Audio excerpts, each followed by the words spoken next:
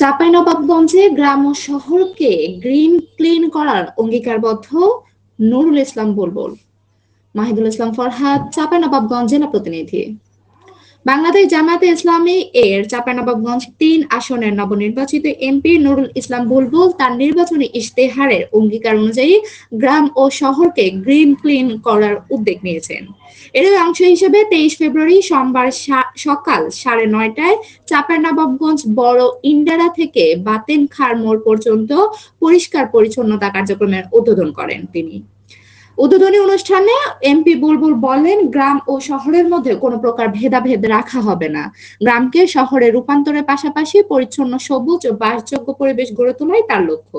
তিনি সকল শ্রেণী পেশার মানুষকে এই উদ্যোগে অংশগ্রহণের আহ্বান জানিয়ে বলেন, শুধু আমার একার পক্ষে গ্রিন ক্লিন বাস্তবায়ন সম্ভব নয়।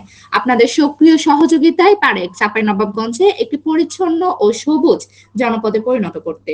তিনি আরো বলেন, শহর ও গ্রামকে সুন্দর পরিবেশে ফিরিয়ে আনতে হলে যে কোনো ময়লা আবর্জনা নির্দিষ্ট ডাস্টবিনে ফেলতে হবে এবং নিজ নিজ দায়িত্ব থেকে সচেতন বাড়াতে হবে। গ্রিন ক্লিন উদ্বোধন অনুষ্ঠানে উপস্থিত ছিলেন জামায়াতের জেলা আমির মাওলানা আবু গিফারি, জেলা সেক্রেটারি আবু বক্কর, পৌর আমির হাফেজ গোলাম রাব্বানী সহ দলীয় নেতাকর্মীরা। উপকার এবং মানুষ যাতে করে এখানে ভালোভাবে নিঃশ্বাস নিতে পারে এবং সুস্বাস্থ্যের অধিকারী হতে পারে। আমাদের